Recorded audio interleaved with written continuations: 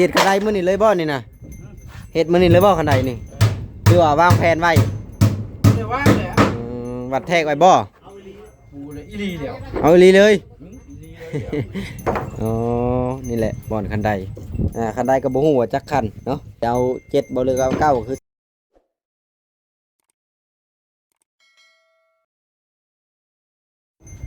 เอาก็ถือว่าการใส่ฟ้าบ้านของน้องโอพี่ชายของน้องแต่ก็ถือว่าเสร็จสิ้นเป็นที่เรียบร้อยเนาะเหลือแค่ด้านหน้าเล็กๆน้อยๆเนาะส่วนมาเมื่ออื่นนี่ทีมงานสร้างเพิ่นก็น่าจะใส่ลูกติ่งนะพี่น้องเนาะหรือว่าทำผนักแล้วก็เฮ็ดบันไดทางลงแน่เนาะอันนี้จะเป็นบ่อนเพิ่นจะทำคันไดนี่แหละบ่อนที่เพิ่นจงไม้ไว้นะบ่อนเพิ่นเฮ็ดคันได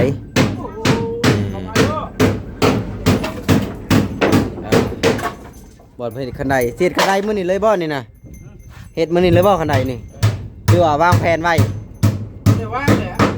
วัดแทกไว้บ่บูเลยอีลีเดียวเอาอีหลีเลยอีลีเลยอ๋อ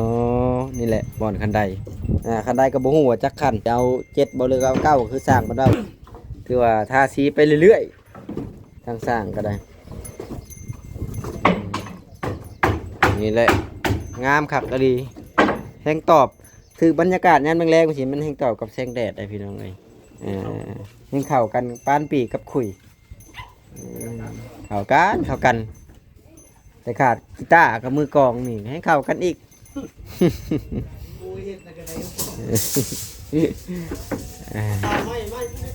ถือว่าสีนี่ทาแล้วก็สามารถเอาเข้าไปน้ำไส้ได้เลยพอมันแห้งไว้นะเดี๋ยวเข้าไปเบิ่งด้านในก่อนถือว่าได้จักแผ่นเลยเด้บาทนี่พกเลยอ๋อโธ่แห้งคักบาทนี่คักแห้งกันห้องเป็นที่เรียบร้อยเนาะเหลือแค่ตัวนี้มืออื่นมาเพิ่นกับอัดทานเอาไปน้องอัดทานนี่ถือว่าแล้วกับใส่ประตูใหญ่ใส่ประตูใหญ่ถือว่าใกล้ชิแล้วเลยได้เอ้าเฮียเพิ่นหากันมาพี่น้องเอ้ยเอ้าสบายดีเปล่าเราคือมาค่ำแท้มื้อนี้เอ้าสบายดีมาจังไดคือมาค่ำแท้โอ้ยมานี่แหละมาเป็นผลงานสร้าง อ๋อคือว่าเห็นไปบ้านนาโมงผัวนะคอย FC จะได้เขาเบิ่งคลิปเจ้าอยู่ได้มาบ้านเกิดอ๋อ บ้านเกิดเจ้าของไกลเติบบ่ ไกลอะไรนะจากไปทางใดไปทางบ้านด่านพุ่นบ่แม่ไปข้างหลังก็ได้อ๋อรักษาปักสองอ๋อเป็นยังไงมา100 กว่าโลโอ้คือว่าแล้วหลายๆบาทนี่สลองยังเด้แล้วนี่เนาะ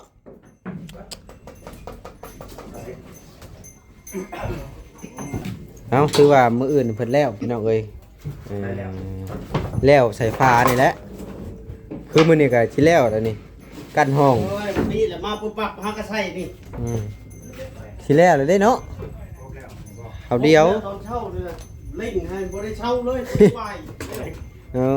โคตรโพเนาะเร่งขนาดเลยนี่แหละห้องเนาะถือว่ามีหน้าตู้หน้าต่างคักเนาะพี่น้องเนาะสามารถซ่อมมึงได้คือส่องมาทางนี้ก็เห็นนมโอเว้าโทรศัพท์อันนี้สบายดีคุยโทรศัพท์อยู่อันนี้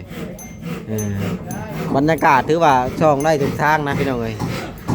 เอากระท่านกะไปบ้านของน้องแต่ก่อนพี่น้องเอ้ยหลังจากที่ไปบ้านของน้องแต่แล้วก็สิได้กลับเมื่อได้บาทนี่เมื่ออะไรได้3 คลิปแล้ว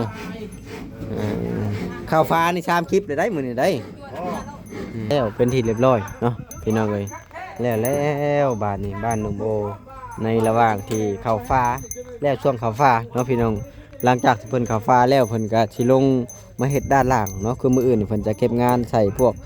ผนักหรือว่าทำบันไดนั่นแหละหลังจากนั้นก็ลงมาทางตะลุ่มตะลางทีแหละเนาะเอาเดียวไปบ้านของน้องแต่เพิ่นต่อบาทนี่ไปทำข้าวทางน้องเพิ่นก่อนเมื่อกี้เนี่ยก็สวยหนุ่มโอเทนี่เนาะสวยหนุ่มโอเพิ่นเทนี่แหละเมื่อกี้นี่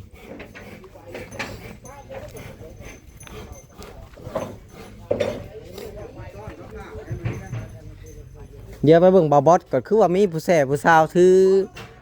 กล้องให้แท้มื้อนี้ เป็นไข้เป็นเนื้อ เอาสบายดี สวัสดีบ่เอ็น สบายดีแม่ตู้ โดย โถเป็นจังได้คือว่าได้ใช้น้ำเกลือมื้อนี่ ไปบ่รอดเมื่อยหลายแต่ โอ้ เมื่อยมาทำบ้าน บ่แม่นไปหาหน่อไม้ดุเพิ่นบ่จัก บ่ไปที่เดียวนี่ ให้ไปหาข้าวให้ บ่แล้วให้กระเจ้าโทรเอาเพศนี่ว่าอยู่หน้าแล้วก็เอาทำตัวแก้วด้วยจ้างแล้วบ่ยัง ชงเท่าไหร่น่ะ ทุกยากินหลายๆนี่มาส่งเซนเต้ ทางจะโลมาได้ แม่น ก็ธรรมดาปกติมันก็4แสนได้จะโล บ่แพงทำบ้านข่อย เนาะ บ้านข่อยระดับ600,000ปลาย 4แส แม่ น นทลายแม่น แม่นบ้านข่อยระดับ600,000ปลาย ส่งเซนเต้แล้วอีกส่วนดาวก็มีจานอยู่แม่น บ้านข่อยถือว่าแพงหลาย เล่น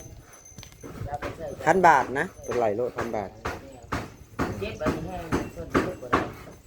กระเพาะขึ้นบ่หรือว่าจังได ค่อยเป็นเมื่อยล้าเวลาก็ไข้ อืม คนเราเพิ่นไม่ได้ไข้ เพิ่นก็กวดเบิ่งติ เลือดดำ สงสัยจะกินน้ำน้อย ขาดน้ำ ขาดน้ำจะบ่ค่อยกินน้ำ อยู่ไปบ่รอดได้บ่ย่างกันจนบ่เป็นเลยจนบ่ได้ปุ๊บไปปุ๊บ ใครน้อยจะหากับเมื่อแป๊บเดียว ขายแล้วก็ เมื่อดิ้นน้ำกันแล้วคนกับเมื่อบอกว่าเมื่อคนได้เที่ยวเวิร์ดเบา เห็นชาวเทืองแล้วก็ห้องเทืองเทืองไว้ไปทำเทืองแล้วก็จะให้ได้ไปได้ เดี๋ยวสิให้บอบอสเพิ่นถามเพราะเด้ว่าแวะมาถามอาการแม่ตู้เพิ่นกลับและค่ำเลยเด้ค่อยบ่มีผู้สาวมาคือเจ้า สบายดีโดยเอาเดี๋ยวไปหาทางน้องๆเพิ่นก่อนบาทนี่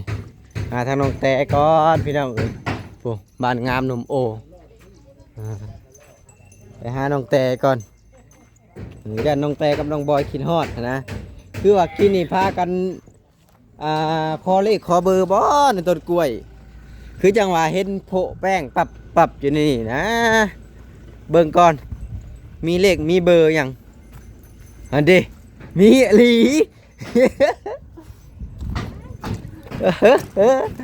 มีอย่างอันนี้โอ้เลขควาย09ลัก7พยักถือซื้อเอาพยักถูกซื้อเอา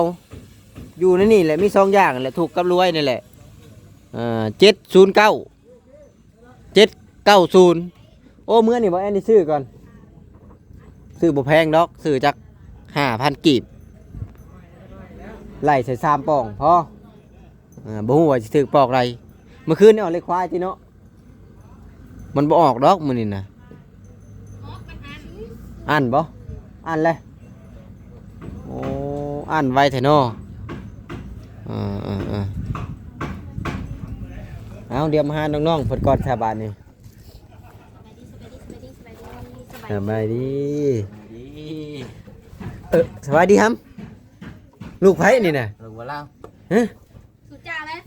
หมอนี่บ่เคยปากน้ำหมูจักเถื่อ ถักว่าได้นั่งสุภา อื พันธ์ มพากันเฮ็ดอยู่เฮ็ดกินหยังมื้อนี่น่ะ หนึ่งเท่า ไม่มีแนวกินแล้วไก่ก็ไม่มีไปต้ม มันเด้เดี๋ยวนี้ต้องเอาปลาขึ้นมาทำเป็นเมนูปิ้งย่าง ปิ้งย่าง แม่นไปพาปิ้งปลากระป๋อง หัวเสร็จได้ บ่มันบ่แซ่บนะขัวบ่คือแกะออกมาแล้วกินโลดแซ่บกว่า มันได้รสชาติได้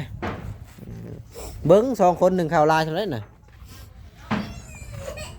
ครับบ่เอ็นกับชาวไม้นี่1รอบเดียวนี่แล้วรอบแรงอยู่ได้เบิ่งไผกินลายกว่ากัน โอ้น้องแต่กินลายกว่าซะนี่น่ะกินเบิดบ่ มหาเด็กดี สำเร็จ หากินบรายดอกมหาเด็กกันสักกะปั้น กินกับสำเร็จเล็กน้อย ลูกน้องแต่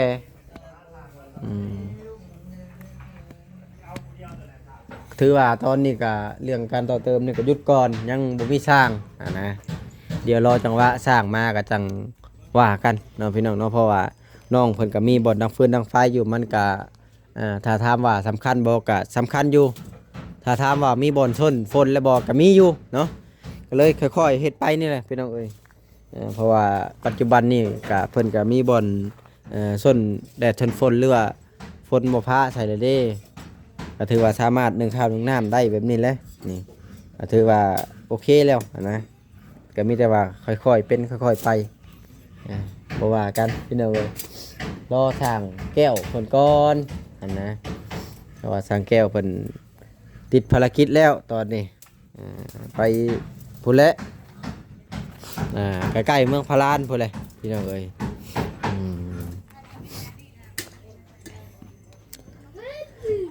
ผู้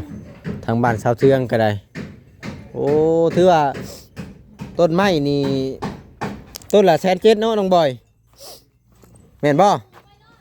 ฮะ180,000บ่200,000โอ้มันเป็นต้นตอนที่เลยต้นอันต้นยังอันนี้นะเบิ่งพ่อแม่เพิ่นโอ้บริสุทธิ์โทรศัพท์เครื่องนั้นมาว่าจะอ่านข้อความมี5สายพันธุ์นะแม่เพิ่นให้ชื่อนะรถน้ำผึ้งก็มีบ่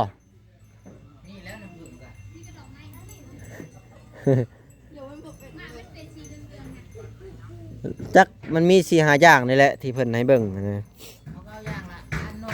แม่น4-5อย่างนี่แหละถือว่าเขียวมันเป็นโทที่เปิดตอนมาใหม่เปิดตอนมาใหม่ครับอีกอย่างราคามันก็บ่แพงก็แล้วแต่อันตัวน้อยตัวใหญ่ให้แหละคือว่าแหละอันนี้มันก็ตัวใหญ่นั่นแหละเขาก็เลือกเอาตัวใหญ่ไปแล้วเขาจะเลือกตัวน้อยเนาะ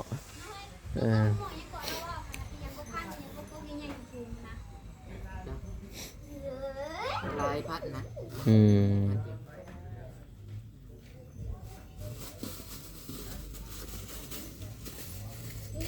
ดูว่าพักเที่ยงกูอยู่2 คนปัจจุบันนี่เป็นยังไงนอนคักบ่สินอนนุ่มตีลังกาดึงบ่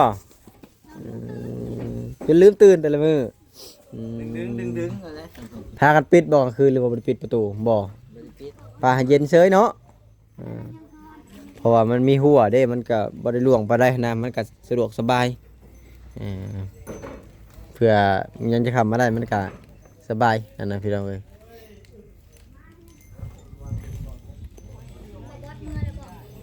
ยังอยู่พุ่นแหละเดี๋ยวเพิ่นว่าใครแน่เลยเดี๋ยวไว้เบิ่งเพิ่นแน่ไปเยี่ยมไปยามไปจอบเพิ่นบ้านกันที่เจ้าเบิ่งข่อยที่ข่อยเบิ่งเจ้าหั่นแหละเอาเดี๋ยวไปเบิ่งทางบ้านไอ้เทืองอีกก่อนเถอะเป็นจังได้เขตแปลนแท้นี่นะผู้มาบัดนี้เพียงเลยโอ้เถอะสบายดีไอ้เทืองสบายดีครับสบายดีเป็นจังไดคือพากันเห็ดแปลนแท้นี่นะฮะโธ่เพียงเลยเด้เนาะเพียงเลยถือว่าดินงามเลยเด้บาทนี่เพียงแล้วบาทนี่เก่งแฮะรีพวกน้องๆเพิ่นนี่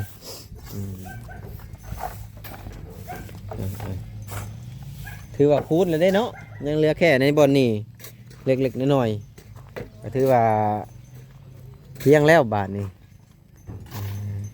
มือได้บ่าวอุลิเพิ่นสั่งเช้ามาบาทนี่เพิ่นสั่งแล้วสั่งแล้วไปรอเช้ามาซื่อๆโอ้เกิดเช้าแห้งเนาะแม่นและเพิ่นว่าได้รอมไว้เด้เพิ่นมีแต่ว่าทำมีคนสั่งเพิ่นก็จึงเฮ็ดให้ดีใจนำนี่เพิ่นปลูกหัวข่าหัวตะไคร้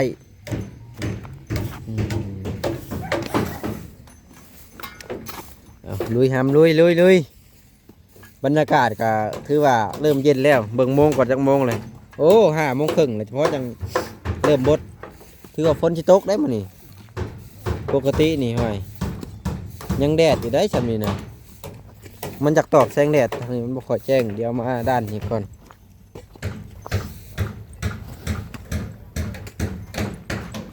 ส่วนมาด้านนี้มันก็สิแจ้งแม่นเดี๋ยวเพิ่นเอารถจอดนี่เอ้ยเกี้ยงงาม ให้บ่แซนถอยไปถอยมานี่เอ้ยแจ๊บ ถือว่าทางนั้นมันสูงเพิ่นก็เลยขุดลงมาใส่ด้านนี้เนาะเอา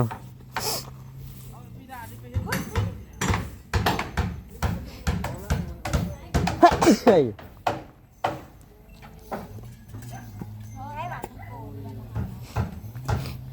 นี่ทางลุงล่ะพี่มันยังโนนเฮ้ยมีแต่ตัวหน้าเจ้าแล้วบ่อื่นมันเริ่มได้แล้ว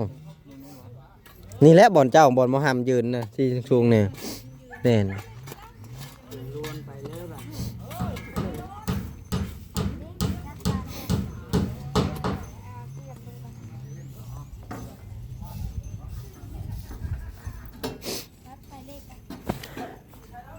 ไผซื้อข้าวมาให้นะไผซื้อข้าวมานะ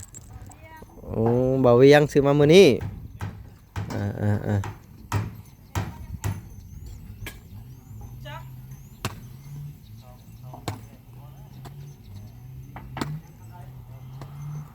ลงไปลุ่มพัดอ่อนเนาะ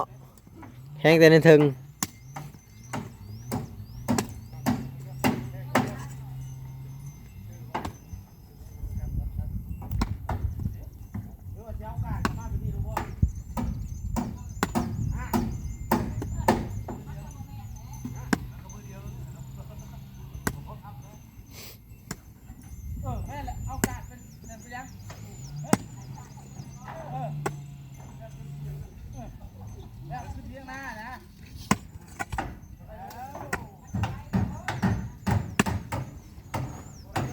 เบิ่งน้องๆเพิ่น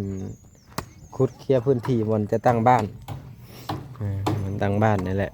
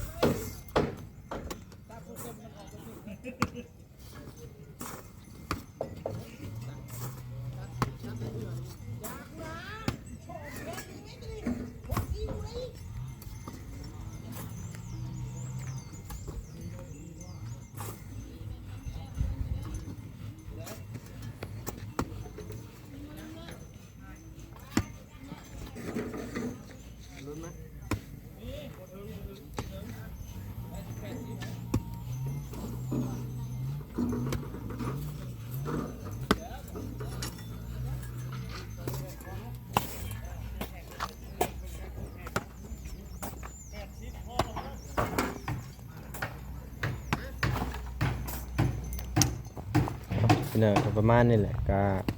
เบิ่งพวกน้องๆเพิ่นขุดไปเรื่อยๆขุดไปเรื่อยๆแล้วก็ท่านไปอันก็สิได้กลับจะได้พี่น้องบรรยากาศก็ถือว่าเริ่มค่อยครับลงแรงไปทุกมื้อมากล้วยน้องแต่นี่ก็ถือว่าตึงหมดเลยเริ่มสิกินได้แล้วได้นี่อีกประมาณอาทิตย์1 2 อาทิตย์นี่ถือว่าตัดได้นะตึงเบิดเลยพอบริเวณนี่มันมีแต่ต้นกล้วยเด้พี่น้องเอ้ยต้นนั้นก็เป็นบ่อนปลาเพิ่นนะแล้วประมาณนี้แหละซะสำหรับคลิปนี้ก็บ่มีหยังหลายเด้อพี่น้องเอ้ยก็สิขอตัวจบคลิปไปได้แล้วพอกันคลิปหน้าEP หน้า EP ไหนก็จังว่ากันใหม่แต่ว่ามื้อนี้ก็ขอตัวลำลาขอให้พี่น้อง FC ไปก่อนอยู่ดีมีแฮงไปสู่คนโชคหมายร่ำรวยพี่น้องเอ้ยไปก่อน